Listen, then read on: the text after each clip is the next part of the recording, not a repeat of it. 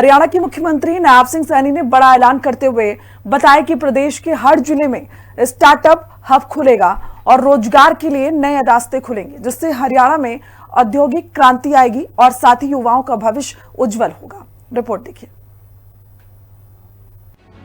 हरियाणा के मुख्यमंत्री नायब सिंह सैनी ने कहा कि हरियाणा विजन 2047 को धरातल पर उतारने के लिए हरियाणा सरकार प्रदेश के औद्योगिक क्षेत्र में क्रांतिकारी बदलाव ला रही है। मुख्यमंत्री ने अधिकारियों को निर्देश दिए कि प्रदेश के हर जिले में स्टार्टअप्स को बढ़ावा दिया जाए और नया व्यवसाय शुरू करने में उद्यमियों को किसी भी प्रकार की प्रशासनिक अड़चन नहीं आनी चाहिए।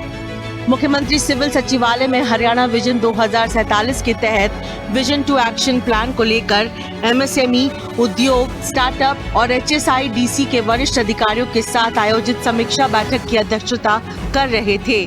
सीएम सैनी ने कहा कि बरवाला क्षेत्र में एक विशेष वुडन जोन और वुडन मार्केट बनाकर वहां आधुनिक शोरूम विकसित किए जाएं।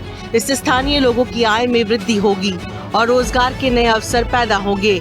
उन्होंने निर्देश दिए कि कैलेंडर बनाकर प्रदेश के प्रत्येक जिले में स्वदेशी मेलों का आयोजन किया जाए।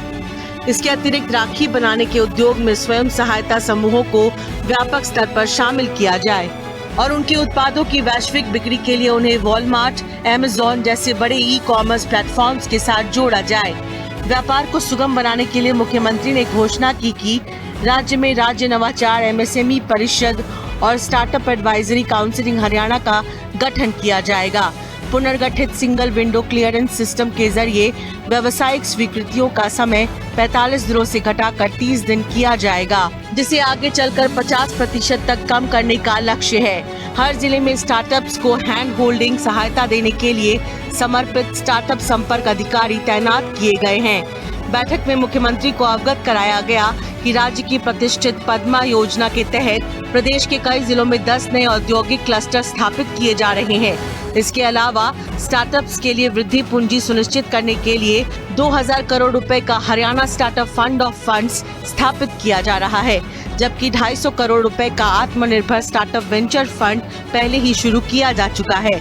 बैठक में जानकारी दी गई कि कौशल विकास विभाग के साथ मिलकर 100 उच्च क्षमता वाले ग्रामीण क्षेत्रों जैसे हिसार में बीज निर्माण, पानीपत में हथकरघा, करनाल में कृषि उपकरण और डेयरी, यमुनानगर में पॉटरी की पहचान पर विशेष कौशल केंद्र खोले जाएंगे। पीएम सेतु योजना के तहत ITI में नए कोर्स शुरू किए जाएंगे। कम से कम 25 उद्योग संचालित ITI को निजी उद्योगों द्वारा गोद लिया जाएगा, ताकि 70% से अधिक युवाओं को सीधा रोजगार मिल सके। मुख्यमंत्री को अवगत कराया गया कि कुरुक्षेत्र, हिसार और रोहतक को Thiruvananthapuram K techno park model पर वैकल्पिक IT हब के रूप में विकसित किया जाएगा।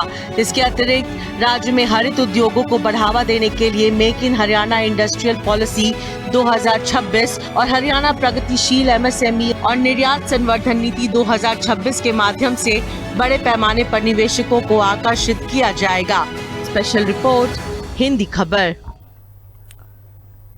उधर मुख्यमंत्री नायब सिंह सैनी ने पंजाब के राजपुरा में आयोजित कार्यक्रम में भगवान श्री जगन्नाथ रथ यात्रा में बतौर मुख्य अतिथि शिरकत की है और इस पावन मौके पर सीएम सैनी ने भगवान श्री जगन्नाथ, बलभद्र जी और माता सुभद्रा जी के श्री चरणों में कोटि कोटि प्रणाम किया है और इस पवित्र आयोजन के लिए इस्कॉन राजपुरा परिवार को हृदय से बधाई दी।